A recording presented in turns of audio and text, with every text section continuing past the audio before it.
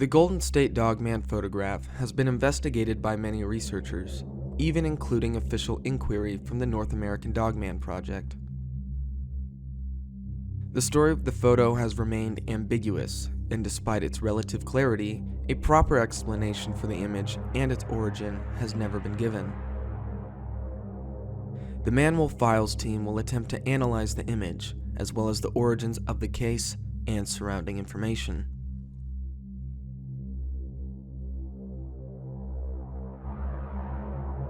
So here we have the Golden State photograph. It's actually zoomed in here, so you can see the silhouette that we're talking about a bit better here.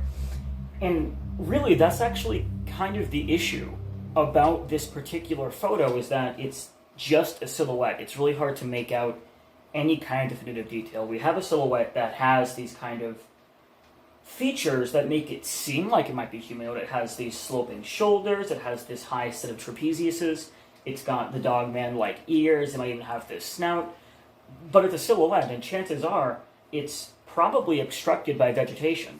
So we have this highlight here that really kind of demonstrates that. The North American Dogman Project did look into this photograph at one point, and part of the investigation that was conducted by the project concluded that the photo had actually been taken in 2017. In reality, a reverse image search finds that it was actually first uploaded to the internet in 2007, an entire decade before the North American Dogman Project investigated.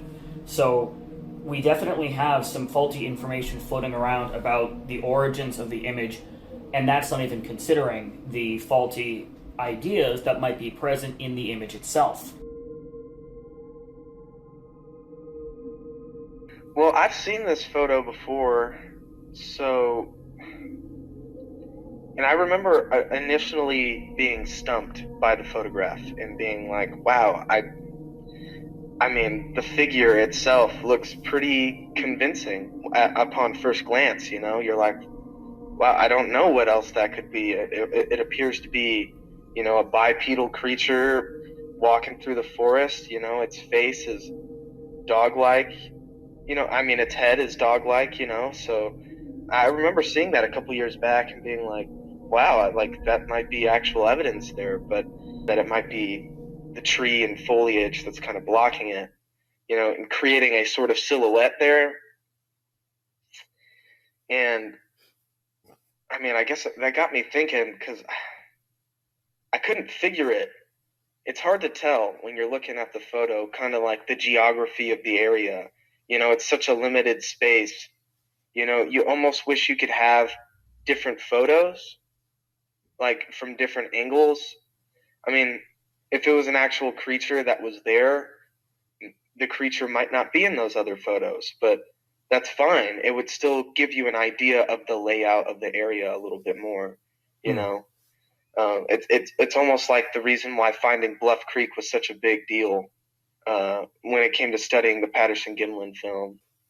So there's this in the photo, I'm looking at, you know, towards the left-hand side, there's this tree in the background that it almost looks like it's split at the base, almost. Because sometimes trees do that, you know, they go up together just a little bit and then they split off. So you have on the left side of the photo here this tree that's coming down, and it's a vertical tree, and you can see that it as you follow it down to its base, it looks like a tree that's been kind of split into where it grew in two different directions, you know, two different trunks of the tree, but sharing the same base. And it looks like one of those trunks goes straight up and the other one was kind of branched off to the side, but it broke, or maybe it was cut down. And so what you have is the remnants of that trunk that was, you know, either fell or was cut, and the way the lighting is coming in makes that jutting out portion, you know, completely covered in shadow, and that's what's creating this silhouette. According to one investigation into the photo, there was a claim about the metadata being untampered with. I know Carrick tracked this photo down to 2007. And the claim in the investigation is that this photo is from 2017. Now, metadata is kind of tricky because it can be tampered with, and there's no way you would ever know that it was really tampered with. Let's say, I take a photo in 2007 and I upload it on the internet. Let's say I upload it to Facebook. And then I go to download that image 10 years later. It's not going to tell me the photo was taken in 2007 because it doesn't preserve the metadata like that. Instead, it will create new metadata for the image that I have downloaded in 2017. So, in a sense, it will tell you that the image was created at the moment that you downloaded the image. It won't say it was downloaded at this time. It will say it was created at this time. So that doesn't necessarily mean that's when the photo came into existence. It means that's when it came into existence on your laptop or on your computer, So it's very tricky unless you're taking it directly off of the camera or something, which even that can be tampered with. You can change your camera's settings to be 2050 if you wanted it to. It's very simple to do. But so I don't know. I'm just highly skeptical of that, especially if you're able to find it on the internet predating 2017. I don't know if I would buy that.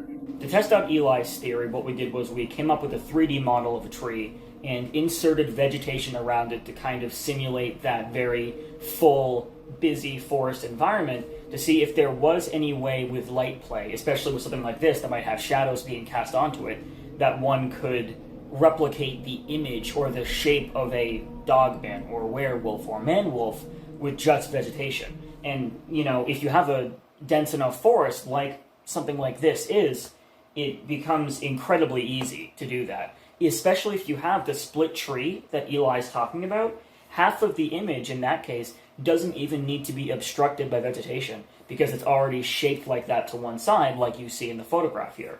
So there's no reason Eli's theory would be incorrect as far as we can tell.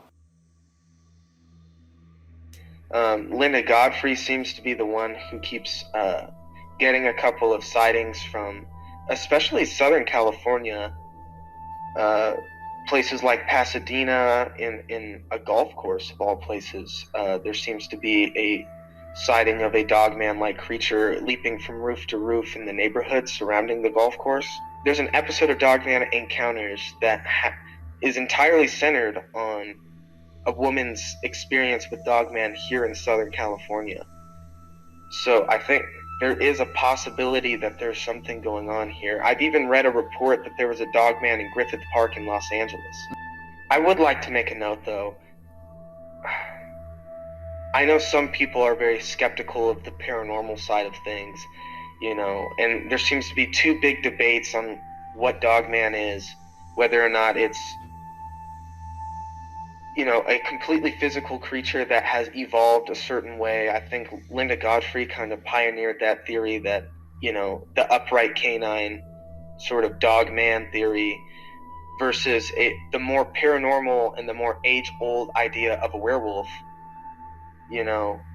and I kind of subscribe more to the werewolf theory. So, if there is a dogman out here, if there is, a sighting of a dogman, I don't think it will necessarily be found the same way that you're going to look for a Bigfoot or something like that. I think it depends on the time of the day, depends on time of the month, I guess, or, just, I don't think they're there all the time.